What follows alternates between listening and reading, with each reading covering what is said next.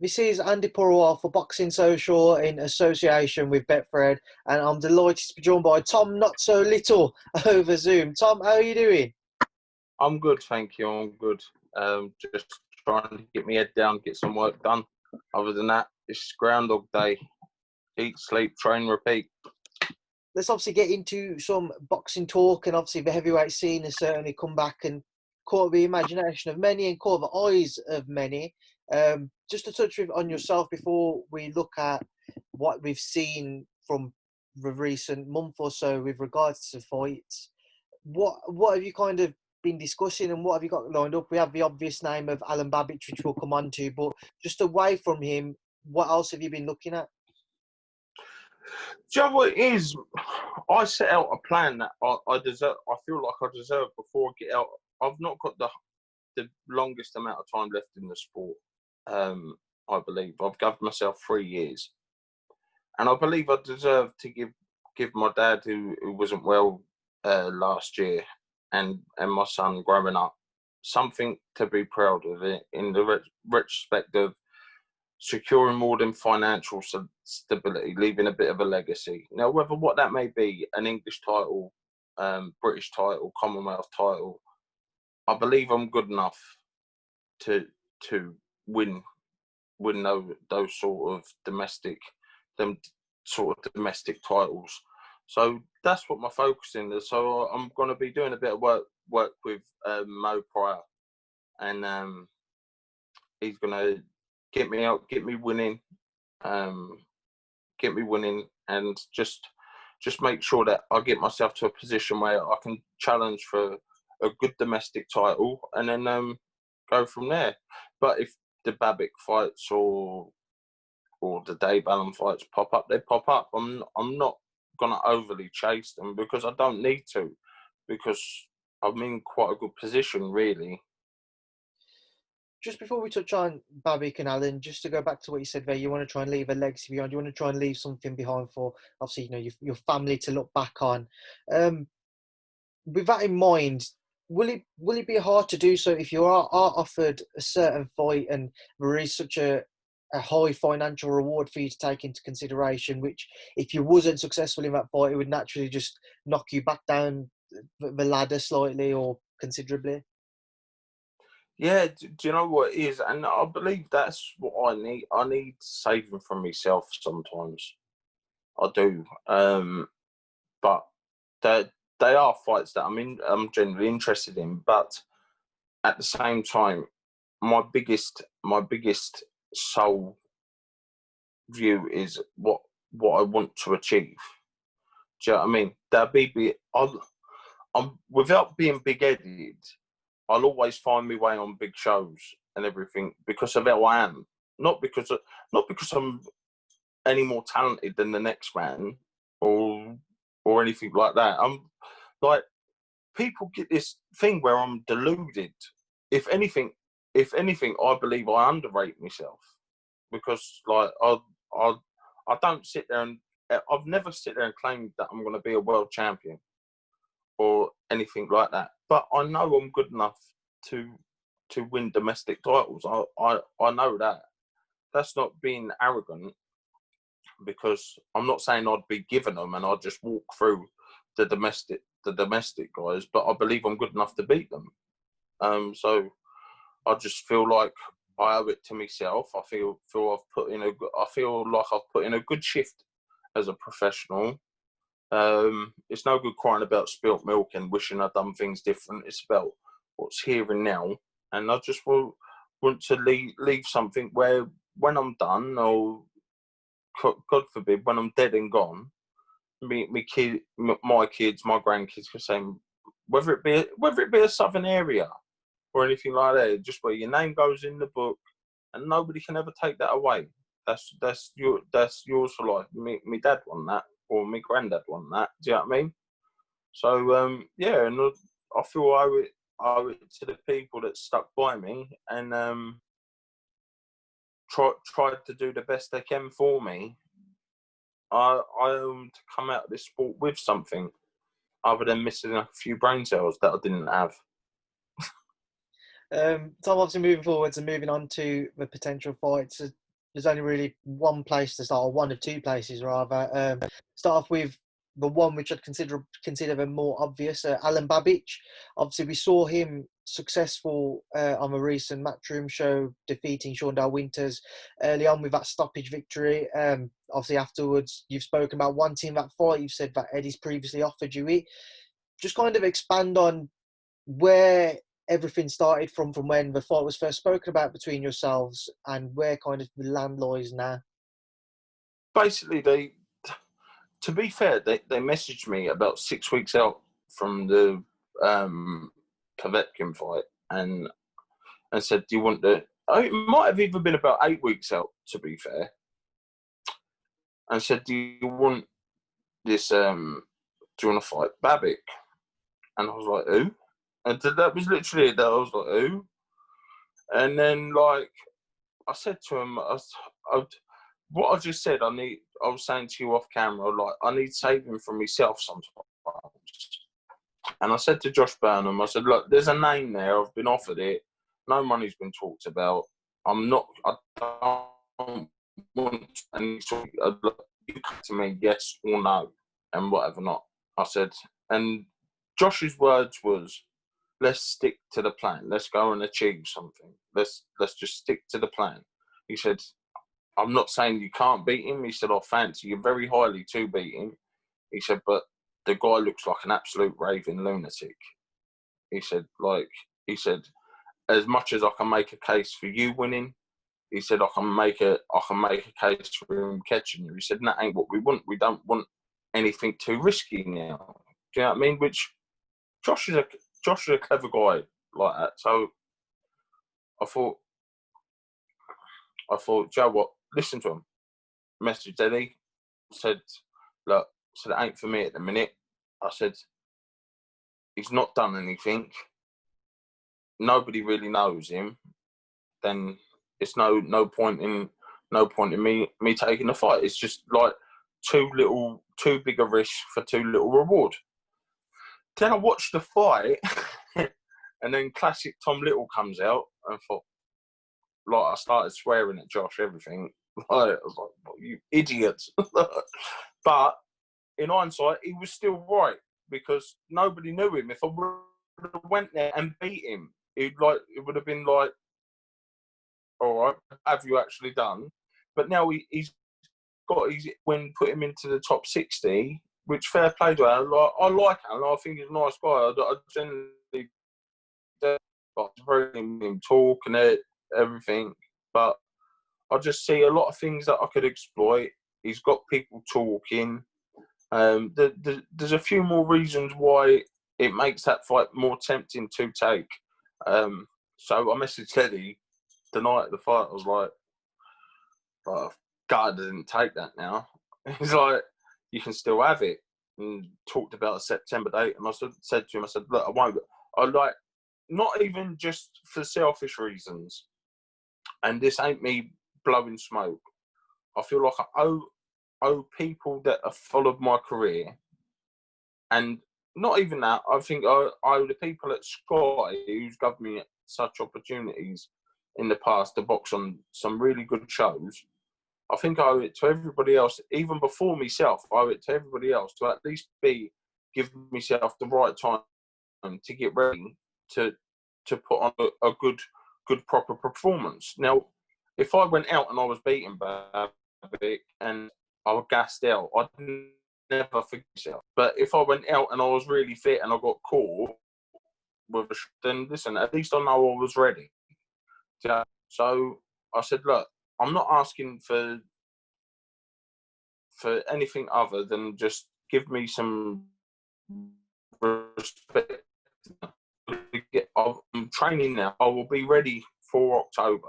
I will try. I'm training like I'm training for a fight. I'll be ready for October. So I'll see. Like, let's see what you come back with. And that's the last I've heard on the subject of me and Babic. Just on Babic himself, then, when you saw him against Shaundell Winters, how would you assess his performance? And obviously a very early stoppage victory. Yeah, there's not really like. Listen, you got to commend his ferociousness and his bravery to come square in against, even though I'm going to say a big guy, but Sean Del Winters was a blowed up light heavy. If I'm honest, like that ain't me having digs or anything. Because if someone offered me a Sean Del Winters fight and they said he's 13 stone 9, I wouldn't say no. I'd say right, let me take his box rec points, right? So, but let's have it as what it is. What it is. It weren't going out slaying a giant like that. I'm not saying that Babic ain't capable of doing that to a big man, but the thing is, what I say is this here: you won't find anybody really in Britain with a bigger set of balls than I've got, and that ain't that. I'm just saying it how I see it. So I ain't really gonna be worried about someone rushing. I'm not under no illusion that I would have murders for the first 3 rounds, and you can't run away from someone like him.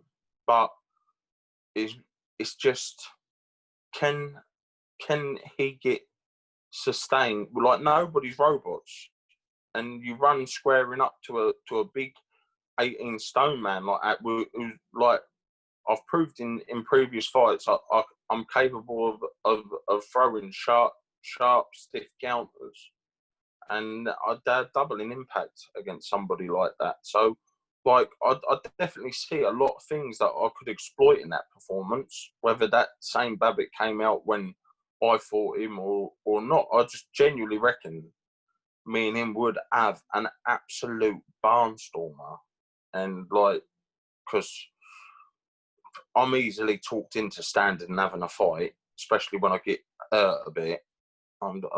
Just my first resort is to head down and tear in, which probably ain't always the most smartest thing to do, but it is what it is, isn't it? I just believe that there's so many things I'd stand a chance of not just outpointing Babic, because there's things that like I've heard him say that he can fight for 15 rounds, and I'm because when I've been with him, I can't do. I'm just going on hearsay, but we're all made of the same muscle fibre, the same skin, the same flesh, the same bone, and no big man around 15 stone and above can fight flat out for that amount of time. People talk about Joe Joyce. Joe Joyce took every shot that he throws, where Babic would. Joe Joyce Joe Joyce's consistent work rate, but he ain't loading every shot as a big shot. And I deem it impossible for a man of any sort of size to throw like a lunatic for any amount of time. So the way I look at it is get past the 3-4 round mark, then he's going to have to resort to trying to box with me while he's tired. So. Well, we'll pick that back up there, Tom. Just a little technical issue. Just on Babic himself, we've spoken about him as a fighter. What do you make of his character? I think it's brilliant. Like, like people keep saying, like he's crazy and like he's this savage and whatever not. Like, the more worrying thing is, like, I relate so much to him. Like it's great. I think he's brilliant. Like, I genuinely do. And to talk to him, he's such a nice guy.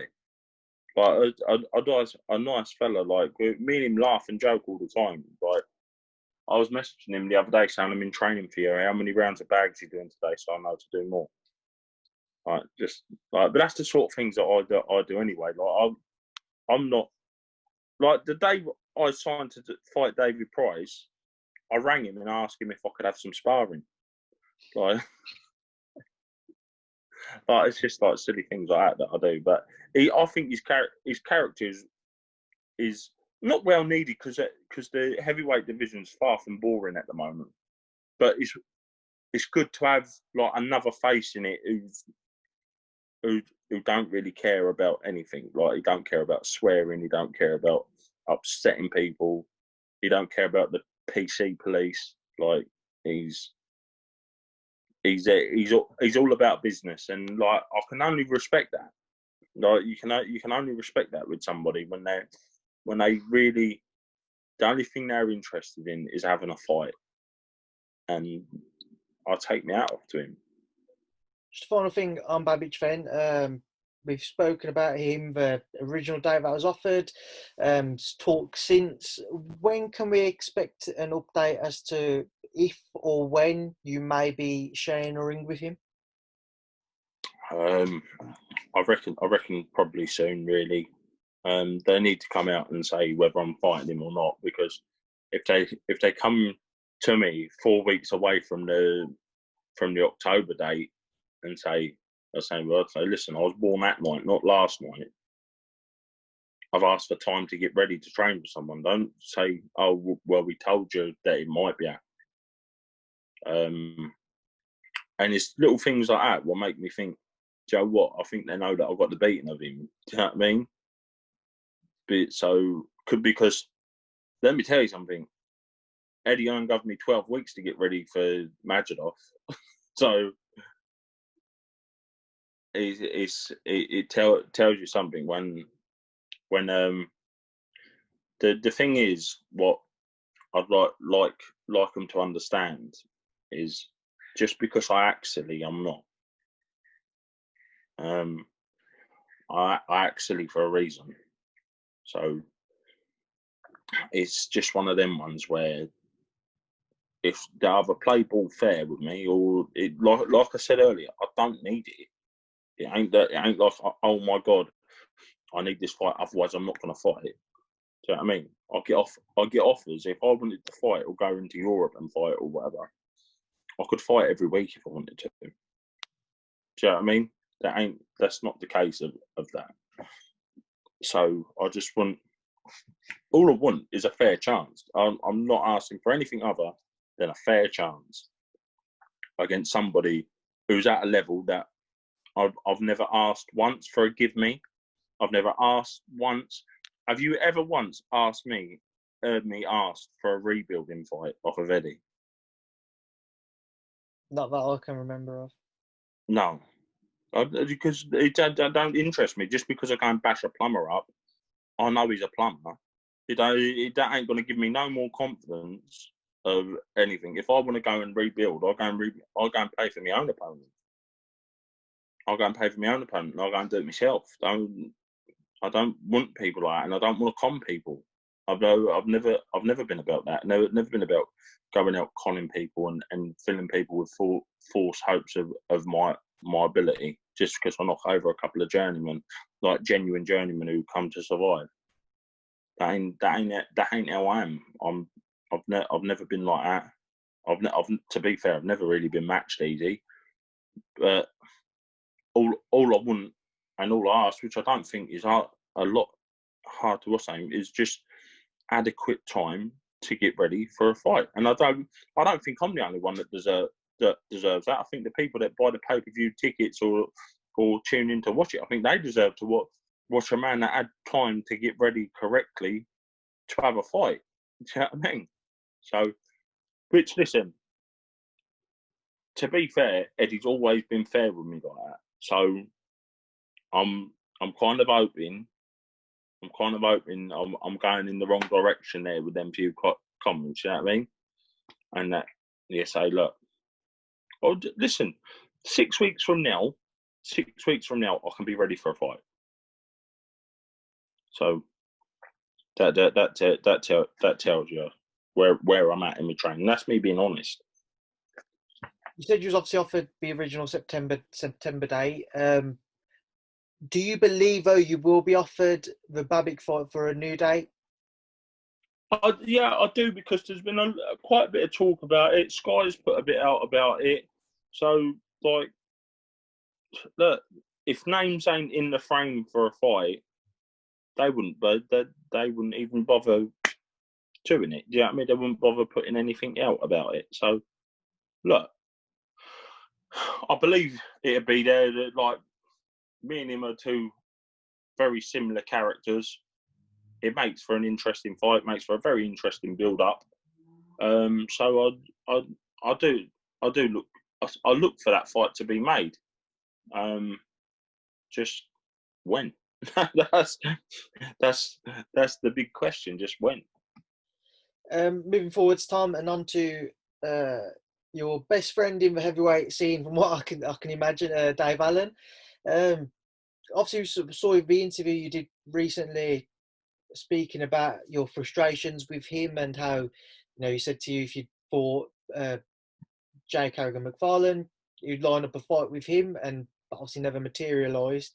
Just kind of, again, just break down your frustrations about the entire scenario and why you seem to have taken such a disliking towards Dave on the back of it all. Do you know what it is? I hold hate in my heart for not one human being.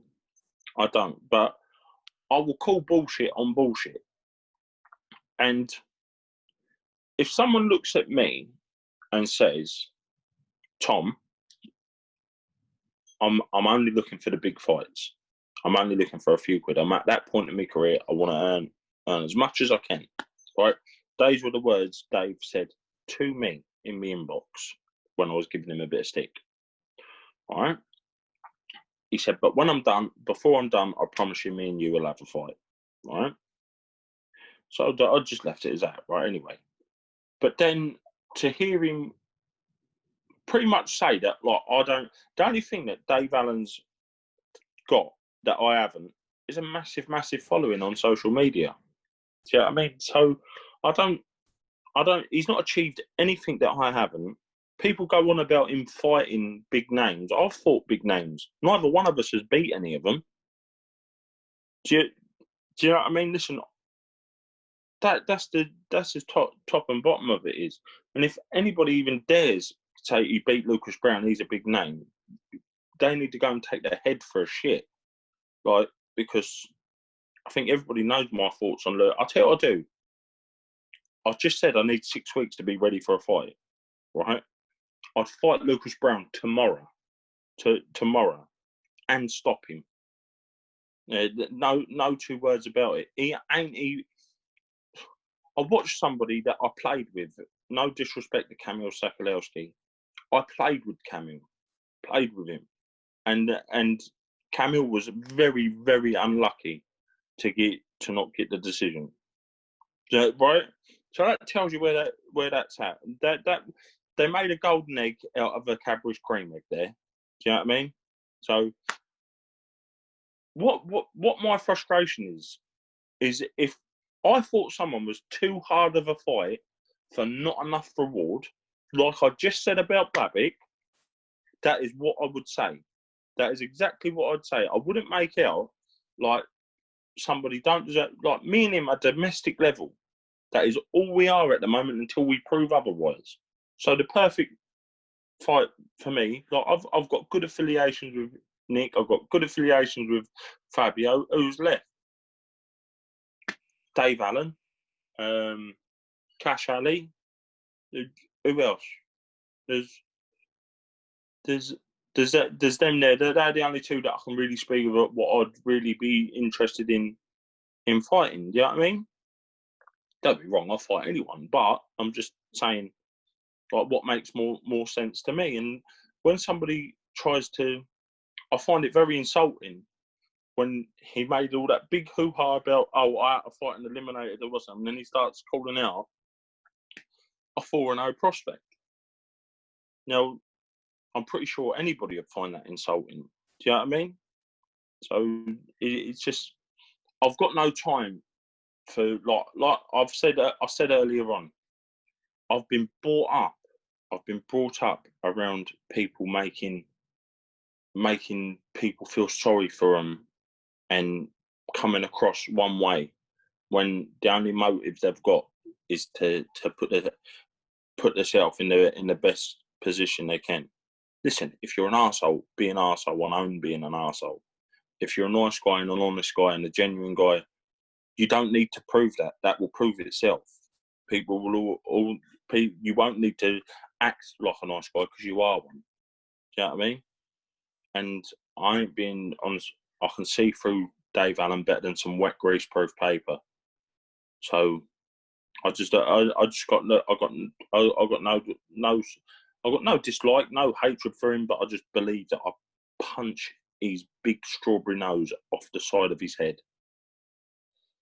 On the back of the interview that you did a couple of weeks ago, talking about Dave in particular, have you had any interactions with him? No, and I don't want none.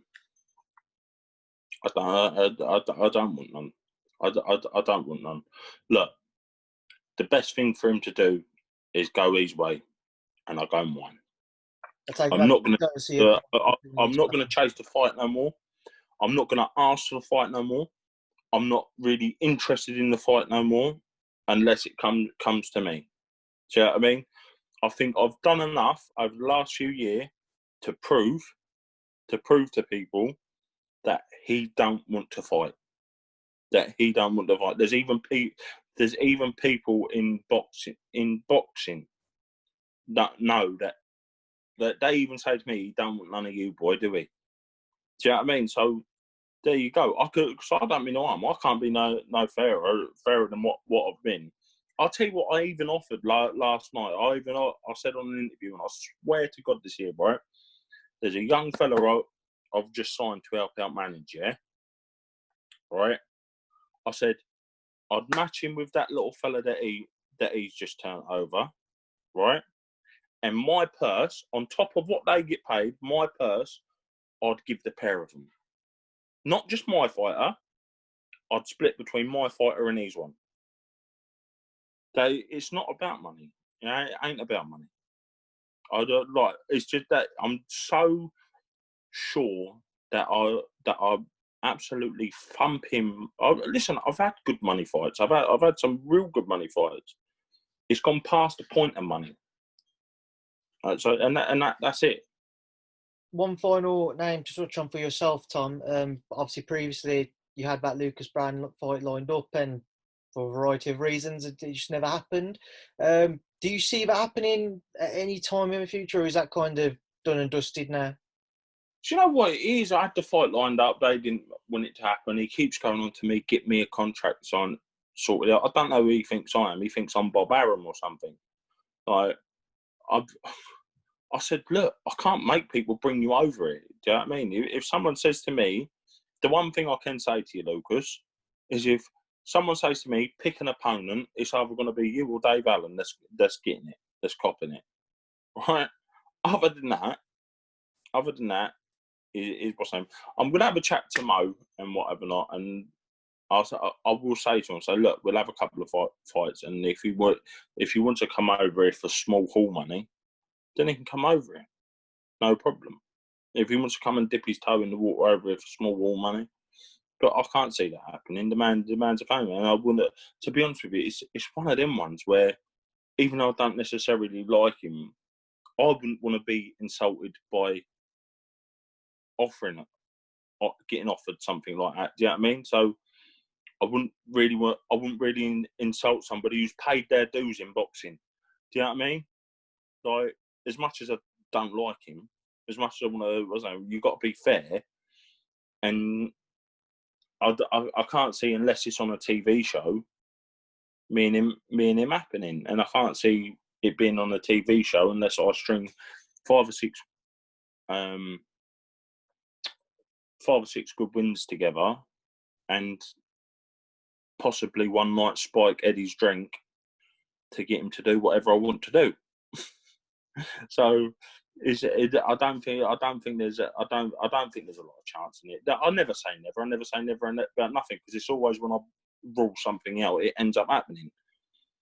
But it's just is what it is. I'm not really looking for it. You know what I mean? I really couldn't care at this moment in time. I've got my eye on what I want to do. I know where I want to do, and to be honest with you, Babic fits into that nicely.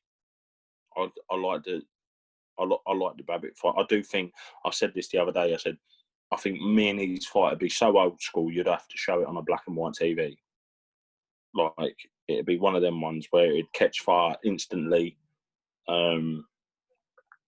obviously I'm going to have a go at boxing him and try and box him, but you would have to anchor down and let him know that you're there, because otherwise he will literally run you over.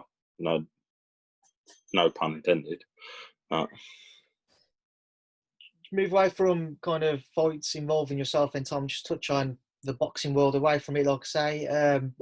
We spoke about Alen Babic, and obviously on the card he fought on over here, his manager Whyte fell unsuccessfully to Alexander Povetkin from a stunning 5th round uppercut and stoppage victory for him. What did you make of their fight and obviously Alexander's victory?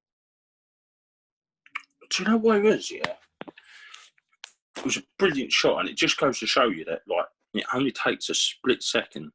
You can be doing everything right, and Dylan switched off split second, and that's the thing with world elite men. They can turn it. They can turn a full fight around in a split second. So I was heartbroken for him because I like Dylan. I've got a lot of time for Dylan.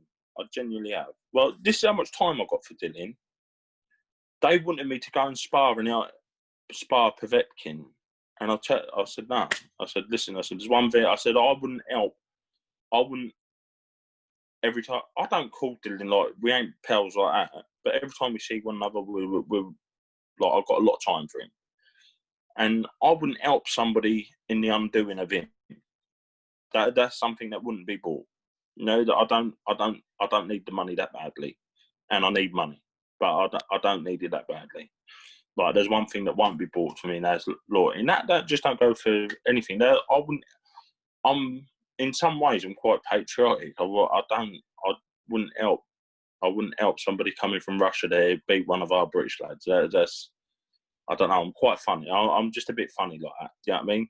But I was genuinely devastated. I couldn't believe it. I couldn't believe what I just watched.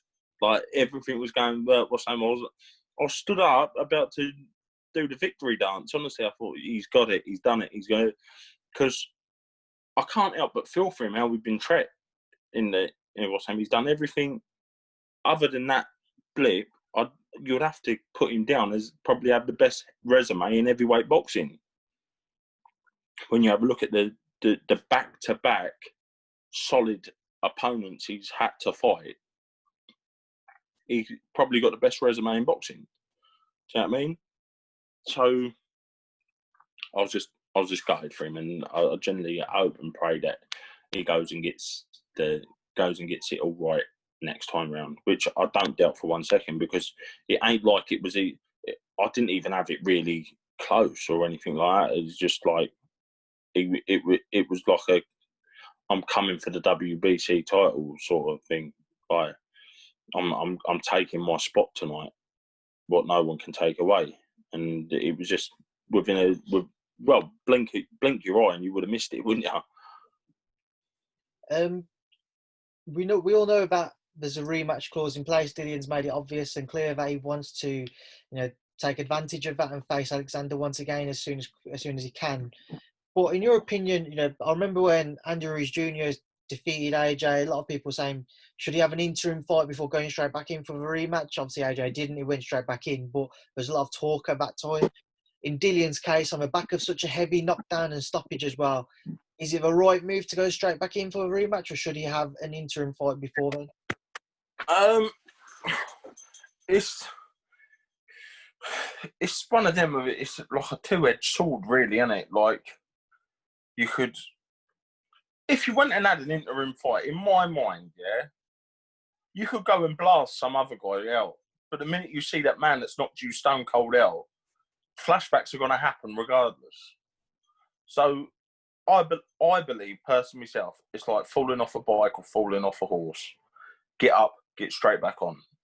Don't give fear time to settle on you, because I think the longer you work mentally, the longer you leave it, the bigger barriers you can build up for yourself, and you just best to be a man, bite down, and meet it head on, and that's it.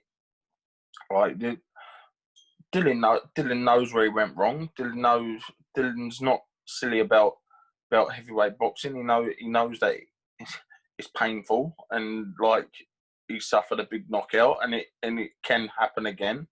But it's his job to come back and make sure that it doesn't happen again. So yeah, I think take the rematch, take the immediate rematch. Another heavyweight fight I want to touch on, Tom. Obviously, we've seen Daniel Dubois and Joyce both successful during lockdown. That's lined up a bout between the pair of them, just waiting on official confirmation. When that fight, certainly if, but when that fight goes ahead, what do you make of it, and who do you see coming out on top? Do you know what? This is a horrible question for me because I got so much time. And like I actually really like Joyce. Like he's just such a nice, pleasant fella. Like I don't know what it is. Like I know it sounds silly. Like I just look at him and I smile.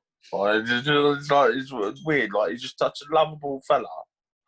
And I've let that cloud my judgment at times. With like, will he work? But the thing is, I was thinking about this here the other day. I've shared a lot of ring time with both of them. And I just believe that you can't let Daniel Dubois hit you that clean. Like, and Joe is not the best person to get. He takes the full blunt. When he takes a shot, he takes every pound of it.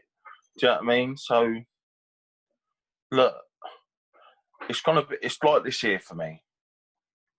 I want, more than anything, Joe to beat Daniel.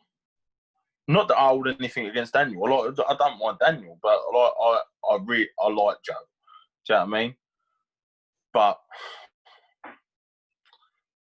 me sense and boxing brain says Daniel's got him. Just to stick with Daniel, we know that Frank Warren's come out. He said he'd be happy to make Dubois Usyk, but obviously Dubois and Usyk both highly ranked with the WBO. He said that could possibly be if AJ was to vacate his title, if it meant a fight with Fury could go ahead or a rematch or what have you. What would you make of Dubois Usyk? Is Dubois' size, would that be a telling factor, or would Usyk's natural ringcraft just be too telling? I just don't think you can rush a masterpiece, and I do genuinely think Daniel Dubois is going to be a masterpiece in heavyweight boxing. But he's a baby still, and that's the scary thing. He's so good at such a young age, but you can't get carried away with that, because Alexander Usyk is an absolute genius. Now, I'm going to put something in perspective for you now, right? I lasted 5 rounds with a broken hand with Daniel, just taking little bits off of shots, not being there when I didn't need to be, not always being at the end of not when he sets up for that big shot. Now, you take what I do well and times it by 1,000 and put punch power with that, that tells you how the fight should really go with him and Usyk. If you understand what I'm saying. Like, it only took until my hand hurt so much, I couldn't throw my jab out to keep him out of it, because I thought in my own head, do you know what, I'm snapping this jab out. I thought in my head, like, it was getting snapped out. Go through that, Bubby. I thought I was doing. All right, go to Granny, quick. Go to Granny. I thought I was snapping it out, but it just weren't. When I watched it back, I was allowing him to get closer, edging, and that's when the stoppage come, which I don't blame anything on a broken hand. The result probably would have been the same, but what I'm saying is, I didn't get knocked cold spark out by Daniel like he's done with these other fellas, and that's just through a bit of ring craft and knowing how to take that bit off when he do load them shots, just taking that fragment off that shot, so you don't take the blunt force of it. So I believe Usyk stops him comfortably at this moment in time. It's way too soon for him. Tom, we will leave it there now, and I will leave you to enjoy the rest of your day. Obviously, I can see you're a little preoccupied now as well. I appreciate your time, mate. Obviously, stay safe, and I'll speak to you soon. Thank you for speaking to Boxing Social. God bless you, brother. Thank you very much.